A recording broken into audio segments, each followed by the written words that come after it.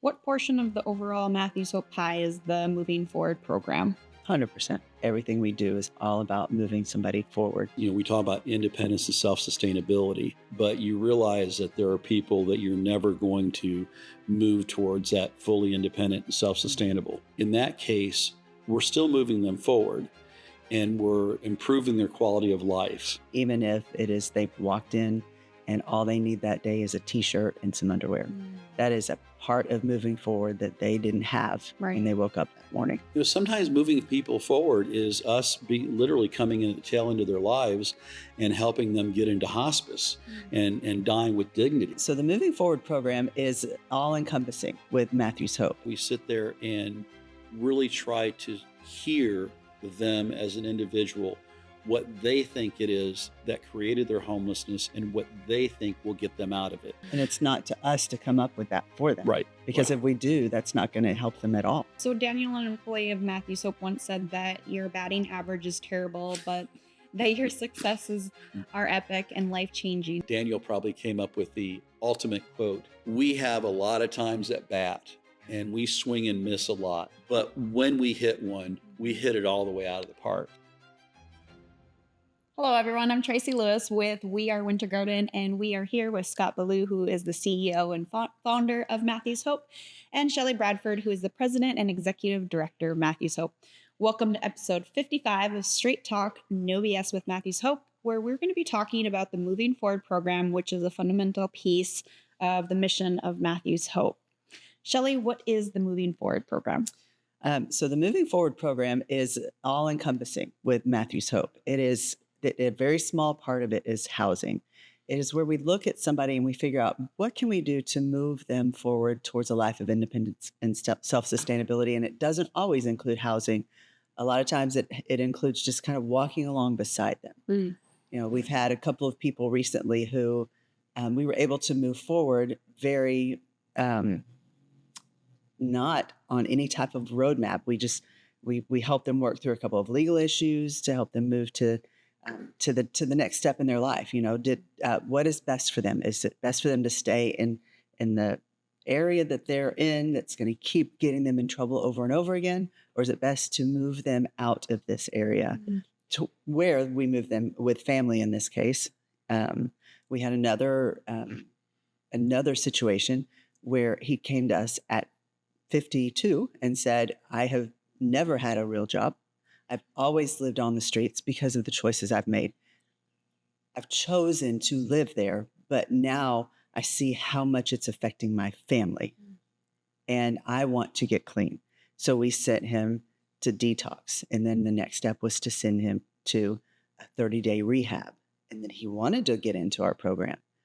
So, that is a big part of it. And then, the other piece that we've discussed in the past is our housing program. We have 14 transitional houses in Winter Garden. We're going to build some in Brevard County.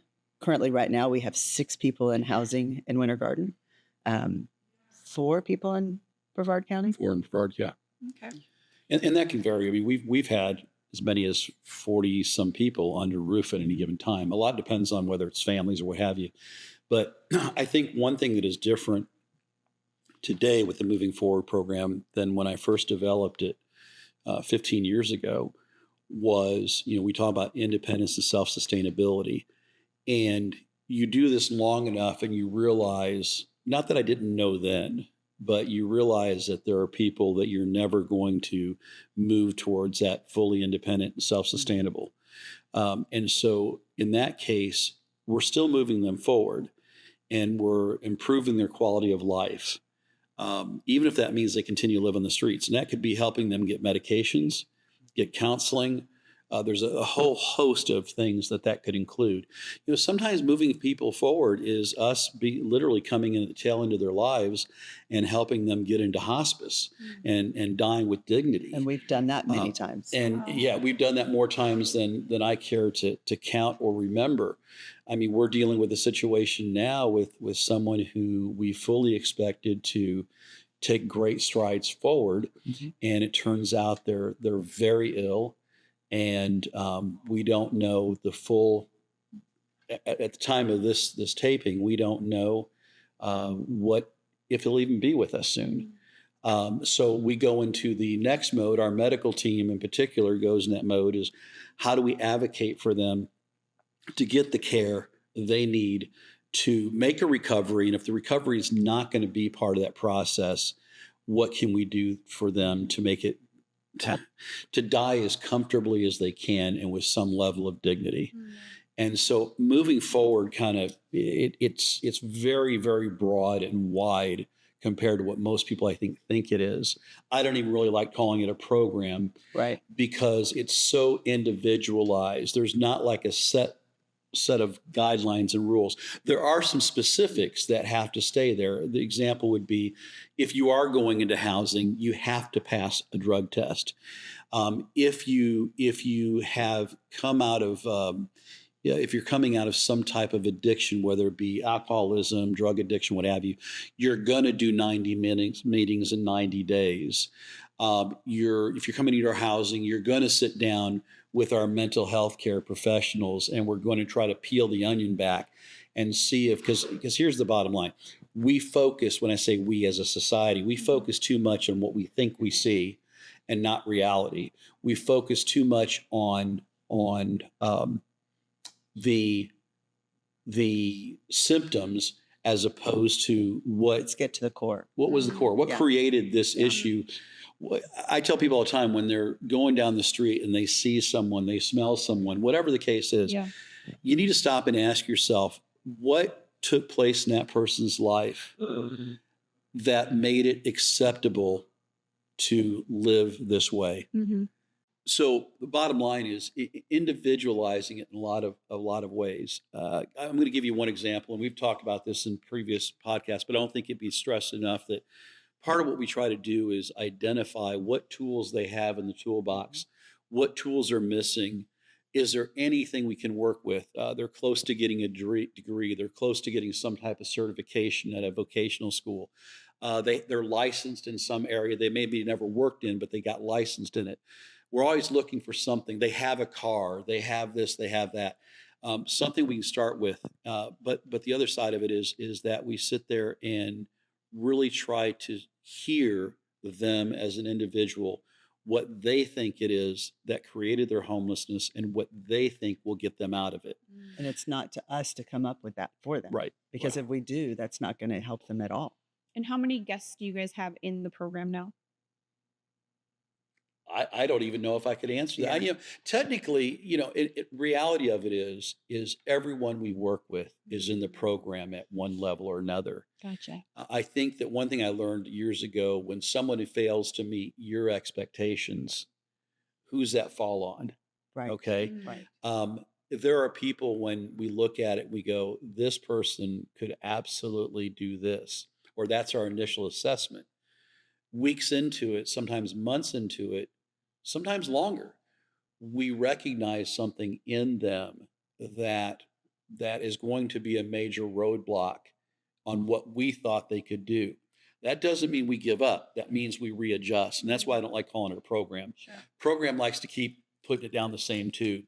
We might have to move you to a completely different tube. Path. It seems like there's paths. Right. Yeah, I mean, a few weeks ago, individualized. we talked about Donnie. When I first met Donnie, I'm thinking, why in the hell is this guy even on the streets? Right. Okay. Right. It took weeks and then months after that to fully recognize the level of mental illness he was dealing with. And then it took months after that to try to figure out. I mean, there was a point where I'm looking at Shelley and the other team and I'm going, we can't keep people. We're a catch and release program. Right. What the heck are we going to do with Donnie?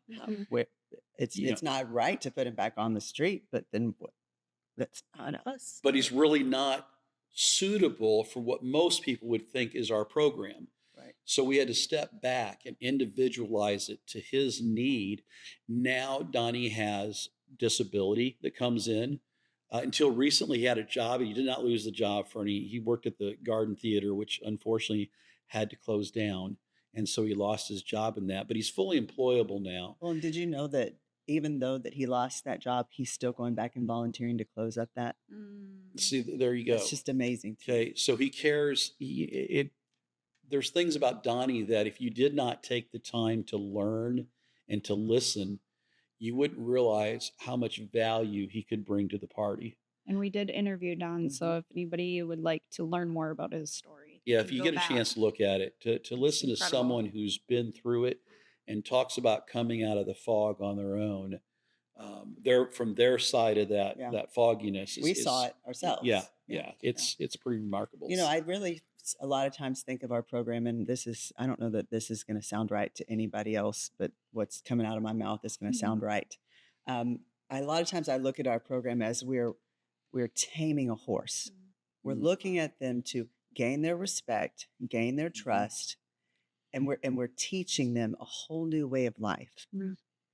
That was the only way I could think No, of. you know what? Charlene and I were talking about this a little while back. I mean, sometimes it's even not just taming the horse; it's breaking the horse. Right. I just said it nicer. Yeah. Well, and again, I don't want anybody to read too much into that. But there are habits that need to be broken, and some of them are lifelong habits that if we can't help them see through those, it's going to continue to be in their way, and it has nothing to do with while they're homeless, but we have everything to do what their success looks like afterwards. Just how to react, personal interaction with people. We spend a lot of time with that. You know, some people say you sound like a dad sometimes, because the other day one of my guys, I was in the food pantry, and I'm talking to the volunteers there, and he just comes up and starts talking. And I stopped. I know what that looked like. Yeah. I said, first off, these ladies are talking right now. Okay, I'm sorry. I said, second off, it's called excuse me. I said, but however, we're going to allow them to finish what they were saying, and then you're going to get my full attention after that. Now, that sounds like something you would say to a 5-year-old. And in fact, in our Montessori preschool, we teach this. Okay, the child touches the teacher acknowledges them, and then they sit and wait. We teach parents that, because otherwise you have this mom, mom, mom, mom. And after a while that wears thin, and all of a sudden it's like, what? Now you take that same person, you put them in a 10 by 20 hotel room they're living in, or a tent, and that what can turn into what? Yeah. And so it's almost that same thing. It's like sometimes reminding what they already know, sometimes teaching them something they were never ever taught. Yeah. So Daniel, an employee of Matthew's Hope, once said that your batting average is terrible, but that your successes are epic and life-changing. So let's talk through some examples. Well, first off, I have to admit that Daniel probably came up with the ultimate quote every time, ever. And to fully appreciate it is go back and look at the Daniel episode, because you had to see the body language and everything. Because I'm sitting there and he's just like, it's terrible. It's just terrible. And he's one of our favorite employees. And I love Daniel. I love Daniel. But what he was pointing out was that we have a lot of times at bat, and we swing and miss a lot.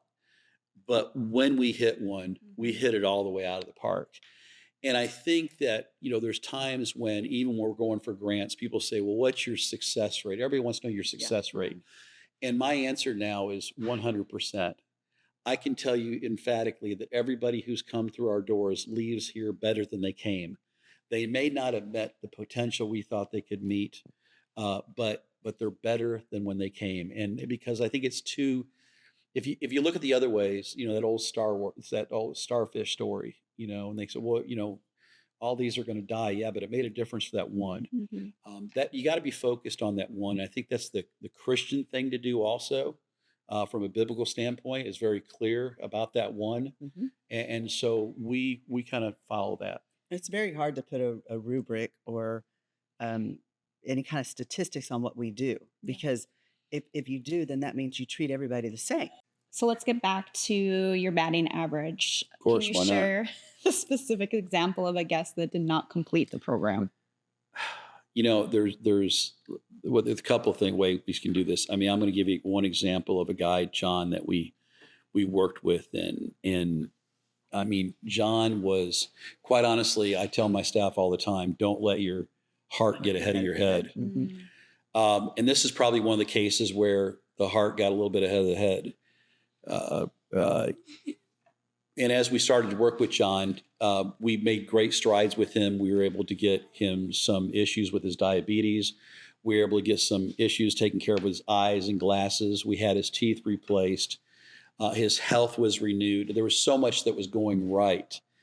And then when it took to the next step, that we realized that John, because of certain shortcomings that had happened decades before, I'm not a high school graduate. John was a high school graduate. John can't read past the third grade level. Okay, how did he even get through the system? Yeah. Okay, so it wasn't something that we could really go back and just repair or tweak or get him a tutor or something. And so there was an opportunity for John to, he's not a kid, he's older, to go and live with his sister and all this. And it looked like it was all going forward. And all of a sudden John put the brakes on and there was no place else we could go. And John on his own decided to leave and he's back on the streets. Now, was that a failure on our part? Who knows? Should we have recognized that this was going to be bigger than us? Possibly. I mean, you can second guess yourself all the time. Sure. Instead, what we choose to do is we try to step back and go, okay, how can we do this better next time? We have another one that we've had someone who graduated from the program, actually became an employee. Yeah. And fell right off, went back to his old habits. And we actually asked him to leave. Mm-hmm. He left for about a month and then came back and, apologized, wanted to come back to work. We put him back to work 2 weeks later, completely lost it again. And then we gave him another chance because, we're a ministry. We're going to give you that chance over and over again until we're not. And I told him, I said, this is your last option. Your option is either to come back into the program or choose to go live somewhere else, but you're not staying in our house. And you're not gonna work for us anymore. And he humbled himself. And I'm telling you, this has been a different experience. He's kind. He was kind before, but he's kind of on the grumpier side. Mm-hmm. Well, kind and a little cocky because he's gifted in a lot of areas. Right. And his big sell to us was, you won't find anybody who does it as good as I do. And he's right. He said it a lot. He's right. But that we're not going to be held hostage. Sure. To that, it just means we'll take a different route. I think in his particular case too is some old trauma was reintroduced to him, and rather than willingness to cope with it appropriately, he chose to go back to an old habit, which in his case was alcohol. Right. Which again his body could not sustain, so that created another problem for him. Again, when you say it didn't work, and the thing is, the story's not done yet. It's one of those things where we require 90 meetings. Yeah. And somehow he convinced us that he didn't need that it would be a trigger. So we did not, we somehow, and since then we've not done this, but for some reason we gave on that. This time, we told him, you don't have a choice. And he has said, that is the best thing you've ever done for me, is you've made me do this. Mm-hmm. He's chosen a sponsor.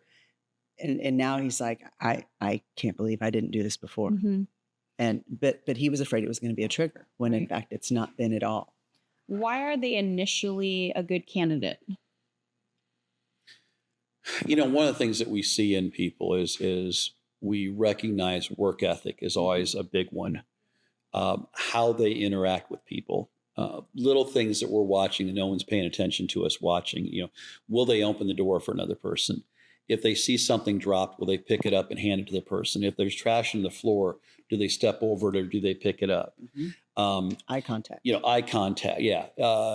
Just personal interaction, but also, like I said, we're watching for work ethic because ultimately everybody has to get a job. Mm-hmm. And so we want to make sure that we operate as Matthew's Hope in what I call the real world, as close as possible, with more grace than the real world will give you, so that we can do a corrective action and say, okay, if you were working for me, that would have gotten you fired, and there wouldn't even be discussion about it. here's how you might want to handle this next time. So life skills is a constant thing. So identifying what life skills they already have, what life skills need to be nurtured, and what life skills need to be completely either introduced or reintroduced to them. So those are some key things that we look at first. Yeah. And sometimes life skills can be something as simple as yoga, and then a cooking class. Or we've had local banks come in and teach basic taking care of a check register, you know. So you mentioned a trigger might be one reason why they drop out of the program. What are other things that lead them to leave? They think they've got it. I think more of not. Yeah. People think I've got They this. got it figured out. Yeah. They're ready. Okay. And we don't talk people into staying purposely, because if they stay and it does not go well, it's not their fault, it's our fault. Yeah. So what we will do is try to point out some things they need to be aware of. And then if we say you're a grown man, grown woman, you can make whatever decision you want to. We've had people make decisions to leave and call back literally the next day and say, okay, I've rethought this through. Okay. So I think that the key for us as leaders is to always, and encouraging our other team, because our whole team is a leader at some level. Some level, right. And understanding grace and understanding that these people are broken people. And the good news is most of our staff are broken people at one level. We all are. I think we all all are. Yeah. You know, some more severely than others. Yeah. But remember, you have to remember that brokenness. Don't carry it around like a weight. Yeah. Right. Or, yeah. But use it as your stepping stone. You know, what I tell people all the time, we're going to take all that crap you've been through, put it in one nice pile and push yourself over the fence. Or you can just drag that around, and that can be an anchor to your life forever. And so, you know, that's something we really, I think what separates us more than anything else is how much we individualize our approach to each individual. So let's talk about some home runs. Can you share some examples of a guest that successfully went through the Moving Forward program? Okay, so we talk about Shannon a lot, and Shannon has actually now become our Orange County director. We've had her on past episodes. So if you want Shannon's story, you can go back and hear her story for sure. But we have a guy in our program right now who I totally see being just as successful as Shannon. He came in, he's got tattoos on his face. I mean, you know, but, you know, he just didn't have a good upbringing. But now that he sees that there is a way out of how he was raised and the generational plate he's been served, he is gung-ho. He is getting his driver's license. He got his GED. Now he's going in to the West Orange trade school for electrical. And he reminds me a lot of Shannon, where with Shannon, a lot of times we would have to go slow down, because if you don't slow down, you're going to fall. And so, I mean, there were many times that I had her in my office and she was crying because something didn't work out, because she was ready to just move to the next thing. And I can see this kid being the same way for sure. So how did that start with him? What was the conversation? Did he approach you? Did you find him? He came in actually on our outreach days, and he was living in the woods. And one day I walked in and I said, "What is his story?" I could see how he was poised. I could see he was respectful. I didn't necessarily see his tattoos on his face at first, because I would always just kind of see him in passing. And I asked somebody, "What is his story?" And they said he's actually asked about the Moving Forward program. He's asked about the transitional housing program. I said, "Then what's stopping us?" And you know, it kind of went from, then somebody went to him, and I don't remember if it was Daniel or Shannon, but somebody went to him and said, "You mentioned this at one time. How serious are you?" Okay, well, if you're serious, and then he showed up to work, you know, for weeks. Okay. Yeah, now keep in mind, because he started when he was in, he just started helping. Yes. And then once we talked about more of the program, then he started coming in every day and working. But he was that guy that would acknowledge you, look you in the eye, pick something up because he saw it. It wasn't somebody else's job. So that's one of those cases where we kind of recognized in him at the same time he was searching. And he does come from generational homelessness. His father is homeless right now. Mm-hmm. Is he currently in transitional housing? Yes, he is. Mm-hmm. And he's rocking it. He mentioned to me a little while ago. I mean, the tattoos that those that we're not showing any pictures. A lot of y'all are just listening. I mean, they're small, right? They're I think one's like a little cross. Yeah, they're not offensive. No, they're not offensive. But at the same time, there's something that in the world we live in could hold him back. Mm-hmm.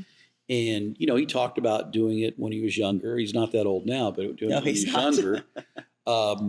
The cross, I mean, he recognized the cross aspect of it was someone who recognized that he could not do this alone. So that was kind of a reminder to himself as he told me. And I go, okay, fair enough. But, the other side of it is that, I remember a guy a few years ago that had a spider web over his entire face. And he says, I don't understand why I can't get employed. Mm-hmm. And I'm thinking, well, I don't know. It could be that whole spider web thing all over your face. But Gage wants to address that also. He recognizes that could be a stumbling block. But I will also tell you, he is very gracious and thankful for everything. Mm-hmm. I mean, I only get into Orange County about once a week, if that often sometimes. And every time I see him, he comes up and shakes my hand and thanks me for the opportunity. No, that's great. And I wasn't even there, but he recognizes that I was the guy that kind of started this. Mm-hmm. So he feels a responsibility, if you will, to even say thank you to me. Mm-hmm. And he'll talk about how he's never felt so, not using his, because this is not a word he uses, but basically being dignified and being treated with dignity in a way that he never has. But again, he's come out of generational, this was his life. He didn't want to stay there. And a lot of folks, I don't know that I don't ever want to say they make the conscious decision to stay there, but they just get stuck. That's just what they know. That's what they know. And then we had another guy that I want to talk about that I almost forgot about, and I don't even think you know this yet. He's somebody that only came into our outreach program, and he had a young lady that was, we never really understood who they were, but she was significantly younger than him, an older man, Michael. Okay. And a lot of times they would go to jail for beating up on each other. Mm. And he came in yesterday like a different man, standing up tall, eye contact, clear-minded, and he's moving to Georgia to be with his family. Mm. So I consider that a win. Right. Now he's not going to go to jail for beating up on her, and she's not going to be beating up on the elderly man. And sometimes what happens is people get caught into these toxic relationships because they're codependent. Mm-hmm. So much of what we see at times are built around codependent relationships, and usually they're codependent. No codependency is good, but they're the worst of codependency. We'll beat the hell out of each other, but we're all each other has, so we'll stay there. Mm-hmm. So you see this type of thing. So again, it's trying to help people work through those things, and how's a better way of addressing that. We do a lot we've connected a lot of families over the years, and a lot of families. One of the things that we do often is we will ask someone, is there, especially if we just see something about them that says, this is somebody just should be on the streets, okay? They just weren't built for it. Yeah. Not that anybody was, but some people are less built for it than others. And we'll say something like, is there any place in the country, any place in the world that if we could get you there, that you'd have a safe place to land? Mm-hmm. And often they go, well, my mom or my parents would love if I came home.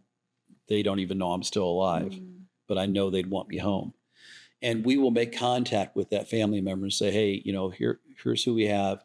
Here's what we're willing to do. If we can get him to you, would you, get him or her to you, would you give them a safe place to land to get started? The first thing is they get over the shock of the fact that, oh my God, they're still alive. We just didn't know. And then usually I've only had one time that I can remember in 15 years where the people said, absolutely not. She cannot come back here. Yeah. And that woman had hidden drugs in the small child's toy, stuffed animal. and Joan was not going to be allowed back. And I understood it. I really did. I understood it, but it was also sad at the same time. Yeah. So we have sent people as far away as Alaska, Hawaii, New York. I don't think we've sent anybody out of country yet that I'm aware of. Yeah. Scott, what's one of your favorite success stories besides Shannon? Because I know she's a part of your heart. Yeah, she is. Another one you Well, can I give an mean, example of? we've talked about Sherry in the past some, and I still take great joy in every time I see Sherry, because this is one of our earlier success stories that is now probably 7 years into the making or so. Mm-hmm. And to see her daughter married, happily married, and having a life, Kelly having that, to see Sherry mentoring other people, other women that have been in toxic relationships and have been through, in her case, alcoholism, who has dealt with having a disabled child. There's so many things that created the perfect storm for Sherry to become homeless that she is now using to move her life forward well after Matthew's Hope. And she still checks in with us every few months. She'll pop in and just say, hey, there's times where she'll text me or call me and say, hey, can you talk to me for a minute? And she's just want to talk something through. Hey, this opportunity came about, or someone asked me to do this. What do you think? You have to talk, but she's got this Southern draw to her, and she'll say, what do you think I should do? What? And I go, well, what do you think you should do? And she'll laugh and she go, I knew you were going to ask me that. She goes, that's probably a bad idea. I said, well, okay, if you thought it was a bad idea, why are you calling me? And she'll laugh. She goes, well, because sometimes, I've been known to make some bad decisions. And I just want to, and so she knows that we're still there. We're family. We're still there. Like I said, there's times we've called her in to speak with other single moms, because single moms sometimes become very broken. I can't do this. And I go, okay, I'm going to show you an example of like the worst case of worst cases. And here she is. And Sherry will share her story with them and her testimony, and it's big. I think that, there's a couple guys that, a lot of our success stories, what I tell people all the time, the hardest part for us sometimes is a lot of our success stories leave. They gain their life. They know they're better off someplace else. They've got their life back. They're doing well. We've had several folks that have stopped in that are now over the road truck drivers and living a great life, and have stopped in, bring the big rig in and everything, and parked it outside the building and said, hey, come out here. And we've had some things that, we've got a couple I remember a number of years ago that we helped, and we got them both on their feet. They end up marrying. They met at Matthew's Hope. They end up marrying. They moved up. Her daughter asked them to move up into the Panhandle. They moved up there. They settled with her for a while till they got on their feet. They got their own place. He became a manager to a meat market. She, I think, got into real estate. Suddenly, she's diagnosed with cancer, and he suddenly dies. Oh, no. It's weird. And you're sitting there kind of going, okay, I'm trying to get my head around this. They made all these moves to get here. Yeah. She's diagnosed with cancer. He's going to be her caregiver, and he just drops dead. Now she's by herself. The difference is, though, is they knew they were loved, and the daughter stepped in and took care of her until she passed. And she would have been someone who would have died in the woods. And that's, you gotta take those victories, even when they leave a sour taste in your mouth. Definitely. What portion of the overall Matthew's Hope pie is the Moving Forward program? 100%. I mean, really, I think everything we do is all about moving somebody forward, even if it is they've walked in and all they need that day is a T-shirt and some underwear. That is a part of moving forward that they didn't have when they woke up that morning. Right. And we're always, modifying. I have a gentleman that we're working with that we just met over the storm. But from the moment he walked in during the hurricane, he was helping out. And he showed up the next day after we had closed down and just going back to our regular way of doing things, and asked if he could help out. And he's been there every day since then. And we sat down with him and learned about his story. What do you think created your homelessness? And we found that the area he's from, which is a very depressed area of Florida, and he came here for a job opportunity that initially isn't going to get him off the streets, but could turn into something more because of the certifications he'll get. So I got him off the streets for a couple days just so he has to go in for his fingerprinting. So I wanted him to be able to show up with a clean clothes and a shower and be able to go in and do exactly what needed to be done. So it worked out well. And for anyone who hears this and is inspired to help, can you explain where the funding comes from? Because you guys have tons of services and need tons of resources. So where does all of that come from? Comes from people like you and me. We are 100% donation based. We have, well, I would say 95% donation based. We do have. It's 6.2% of our budget. Yeah. of an Orange County grant. Yeah. First time in 15 years that we've done that. Okay. But about 65, we haven't run the numbers lately, but about 65% of the funding comes from individuals just like you and I. Mm-hmm. Most of our people that we find are lower middle class is where most of our money comes from. Yeah. And I think it's because they know better than most people how quickly this could go sideways. Well, thank you everyone for watching and listening. Please like, share, subscribe so we can get more of this message out to all of you. Check us out.